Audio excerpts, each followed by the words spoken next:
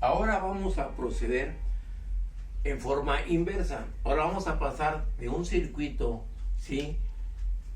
Teórico, pero primeramente planteamos el circuito dentro de la teoría y lo vamos a armarlo físicamente. O sea, de la práctica vamos a obtener los resultados para comprobarlos con los teóricos. Entonces aquí tenemos, este es el circuito que vamos a armar. Primeramente hay que acostumbrar a los muchachos a cómo armar un circuito. Por lo tanto pasaremos al proto armando para poder checar ese tipo. Aquí que la resistencia de 200 ohm va a estar en serie con la resistencia de 100 y de 50 ohms, ¿sí? Y aquí yo tengo ya el circuito serie conectado, ¿sí? Yo tengo el circuito, la de 100 y la de 50 en serie, y ese serie paralelo con la de 200. Y luego tenemos nosotros que de este circuito vamos a conectar nosotros la de 75, ¿sí? Y la de 75 también a este otro punto. Y aquí tengo estas dos conexiones en este circuito. Hasta lo que llevo yo ahorita, a lo que llevamos ahorita, tenemos la resistencia 200, esas en serie, en paralelo, y tengo la 75 y la 75, y vamos a unir ahora la de 75 con 75 con un puente, y entre las terminales ahí vamos a conectar el ómetro para ver su resistencia.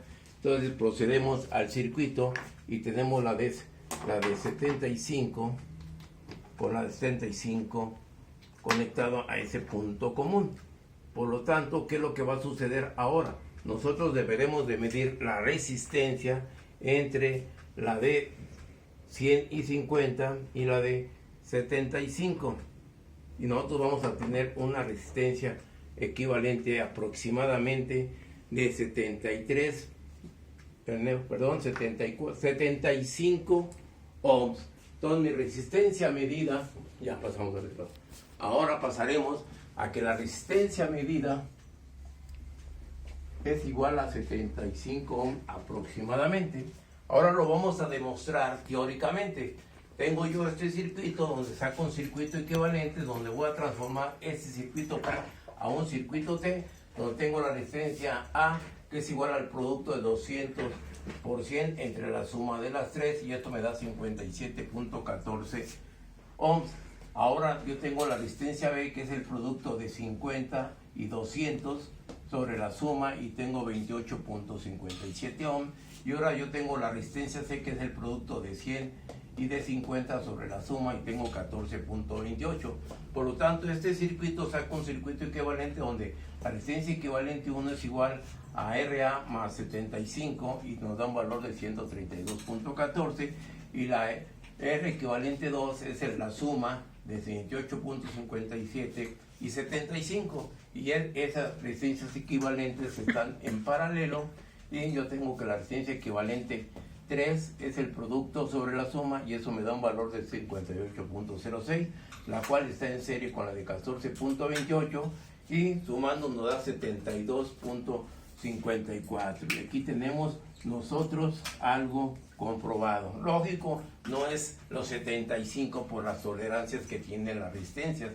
Por lo tanto, aquí estoy comprobando este circuito desde el punto de vista que ya lo armé, y hoy estoy demostrando que haber hecho lo práctico está de acuerdo a lo que estamos hablando de un circuito teórico.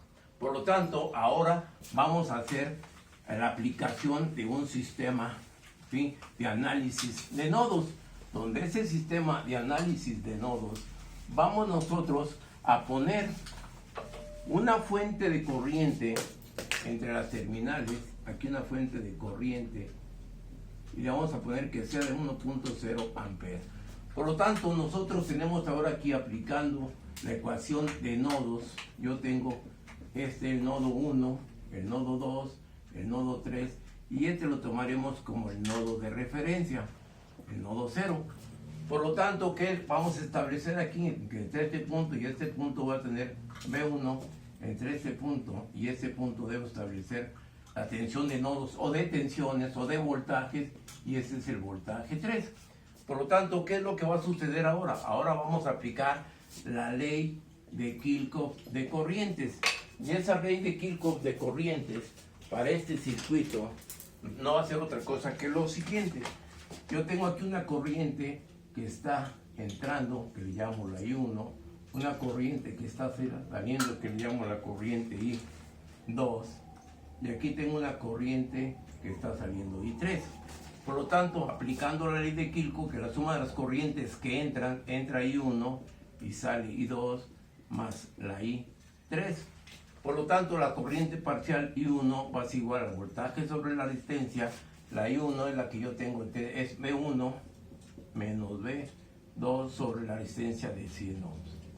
La I2 sería igual aquí, la I2 es la que va hacia arriba, que sería a V1 menos V3 sobre los 200. Y la I3, perdón, es igual a la que viene en este punto, que será el V1 sobre la resistencia de 75 ohms. Sustituyendo en esta ecuación, por lo tanto, yo tengo que ir que V1 menos V subíndice 2 sobre 100, esto va a ser igual a V1 menos V3 sobre 200 más V1 sobre 75. Por lo tanto, ahora tendremos nosotros que la ecuación que vamos a tener de ese será la ecuación 1, y de esta ecuación 1 vamos a tener nosotros que va a ser un valor de 0.0283 V1 menos 0.01 V subíndice 2 menos 0.005 V3, y esto va a ser igual con 0. Y esa sería la ecuación en el nodo número 1. Ahora estudiaremos el nodo número 2, el cual será el siguiente. En el nodo 2 tendremos que una corriente que está saliendo, que le llamo la I1, una corriente que está entrando, que es la de 1.0 amperes, y una corriente que está entrando, que le llamo una corriente I2, que es la que viene a cerrar el circuito, ¿sí? Entonces, por lo tanto, acá en esta corriente vamos para simular el circuito, es la que está entrando, y es la corriente I2, que es la que viene a este circuito, pero estamos viendo el análisis en el nodo 2. Por lo tanto, aquí vamos a proceder de la siguiente manera, y aquí le llamo una corriente I3. Por lo tanto, aquí las corrientes que entra 1 y entra más la I3 es igual a la corriente que sale I1. Por lo tanto, aquí me queda que la I0 más la I3 es la que tengo, la que está entrando es V2 menos V3 sobre 50, que esto es igual a la I1 que ya traíamos nosotros por acá, que es la V1 menos V subíndice 2 sobre 100. Por lo tanto, esa sería la ecuación número 2, y esa ecuación número 2 me va a dar las características de lo siguiente. Me va a dar menos 0.01 V1 más 0.03 V subíndice 2 menos 0.010 V subíndice 3. Eso es igual a 1.0 amperes. Y aquí tengo la ecuación número 2. Ahora estudiaremos el nodo número 3. ¿Qué nos va a indicar el nodo número 3? Que está entrando una corriente que le llamo I2. Tengo una corriente que está saliendo, que le llamo una I4. Y tengo una corriente que le llamo aquí, una corriente que le llamo la I5. Entonces entra I2, sale I4. Por lo tanto, aquí yo tengo la I5. Estableciendo que las corrientes que entran, aquí la corriente que entra es I2, que es igual a las corrientes que salen I4 más I5. Por lo tanto, la I2 ya la establecimos nosotros por acá, que es V1 menos V3 sobre 200, que es igual a la I4. La I4 la tenemos establecida en este circuito como esta, que es la V3 sobre los 75 más la I5 que es establecida entre este punto y este punto, que es B2 menos B3 sobre 50.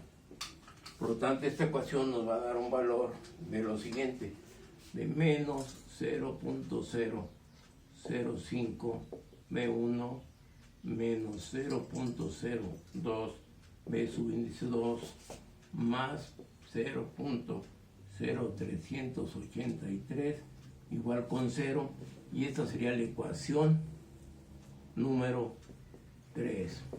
¿Estamos de acuerdo? Por lo tanto, ya tengo la ecuación 1, la ecuación 2 y la ecuación 3.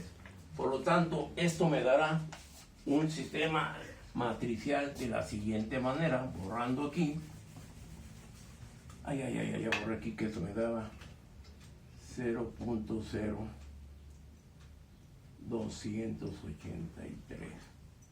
Y aquí va más B1, ¿sí? Entonces, en forma matricial, esto me va a quedar 0.0283 menos 0.01 menos, perdón, aquí, menos 0.005 se multiplica, ¿sí? Y acá sería la I2, sería menos 0.01, 0.03, menos 0.02, ¿sí? Aquí que multiplica al B1, al B subíndice 2, y la ecuación número 3 la tenemos acá abajo, me va a quedar menos 0.005, menos 0.02 y 0.0383 B3. Por lo tanto, esto va a ser igual, esto será igual a lo siguiente, va a ser igual a la ecuación 1, que es 0, aquí es 1.0 y aquí es 0. Por lo tanto, la solución de este sistema matricial nos da el siguiente valor, que B1 es igual a 32.96 volts, B subíndice 2 es igual a 72.35 volts y B subíndice 3 es igual a 42.05 volts. Y esta sería la respuesta a este circuito. ¿Qué sucedería si en lugar de que fuera una corriente de 1.0 amperes, que fuera de 3 amperes? ¿Qué sucedería ahora con nuestra respuesta y con nuestro resultado? Sería el mismo proceder, lo mismo, nada más que aquí ahora sería, en lugar de ser 1, serían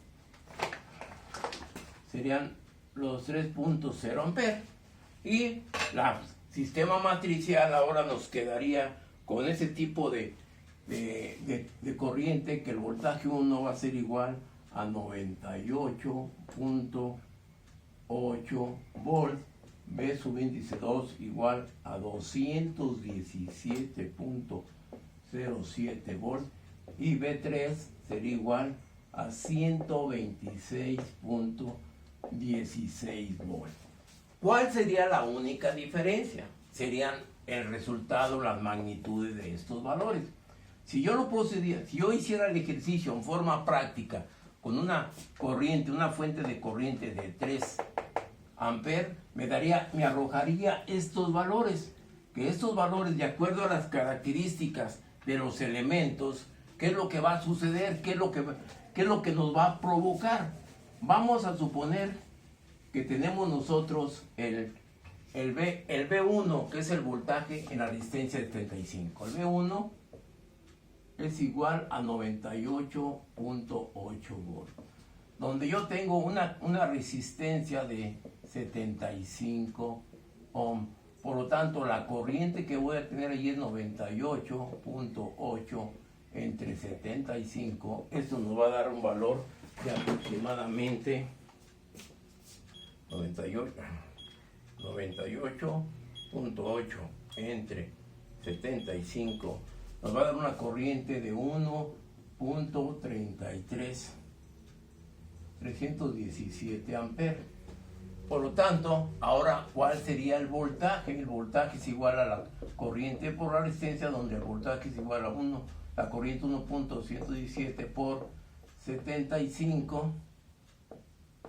Esto va a dar un valor por 75. Me va a dar un valor de 98.8 volts.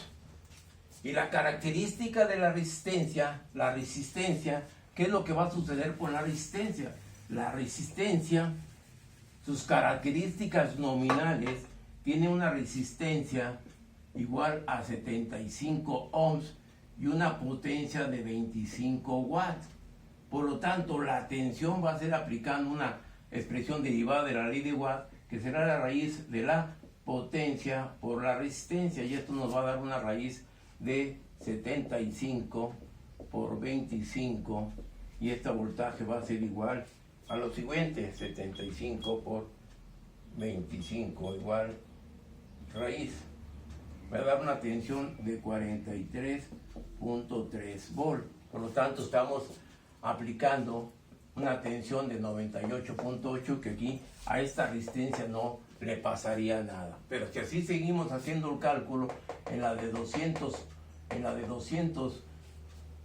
ohms, ¿qué es lo que va a pasar en la de 200 ohms? La de 200 ohms, voltaje en la de 200 va a ser igual a la potencia, que sería 25 por 200, y esto nos va a dar una raíz de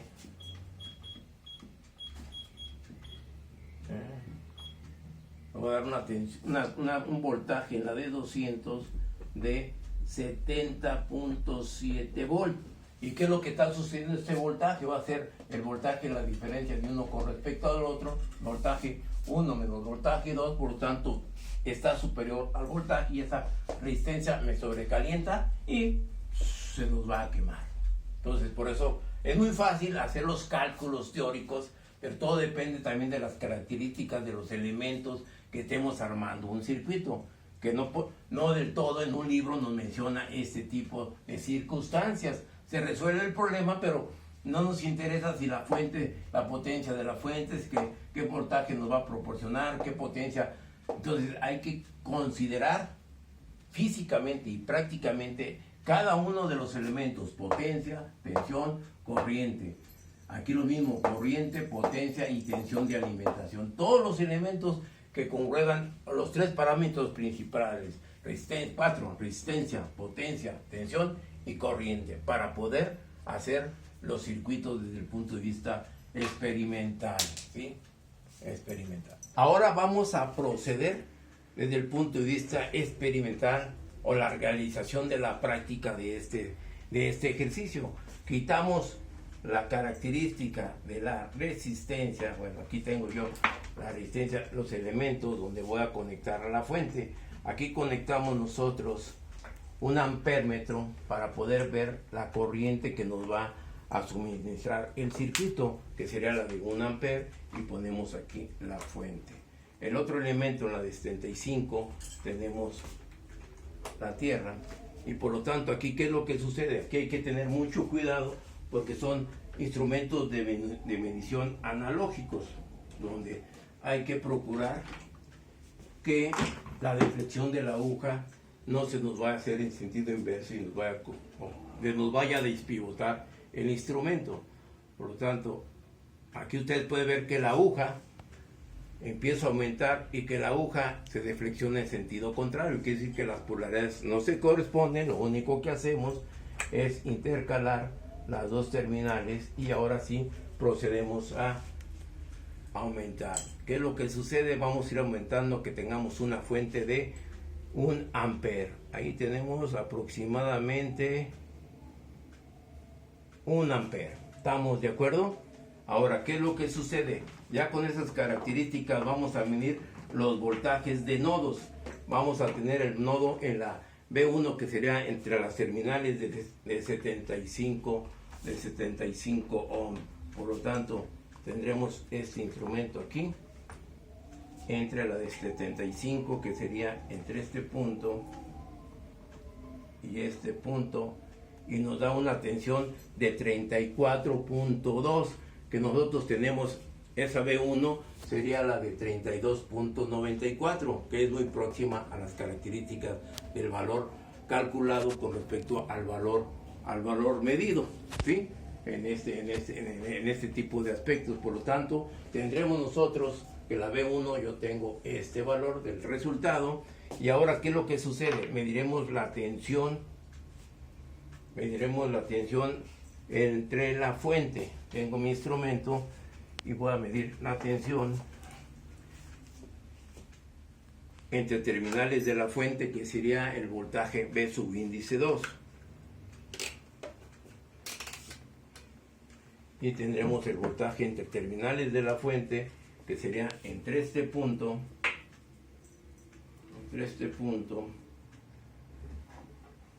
y este punto. Y aquí estoy teniendo una tensión aproximada, porque tengo la de corriente alterna, de corriente directa, tensión de directa. Tenemos una tensión aproximadamente de 74.3 volt entre las terminales de la fuente, que viene a ser las características del voltaje B2, 72.35.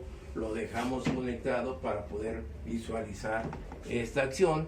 Y tendremos pues ahora este otro instrumento que nos va a medir el voltaje 3, que sería entre las terminales de la otra resistencia de 75 ohm. Procuremos aquí, porque es un instrumento analógico, y para no, le vamos a dar ok, tenemos la deflexión correcta y tenemos ahí nuestro instrumento en tensión, que nos da aproximadamente un valor de 42 volts.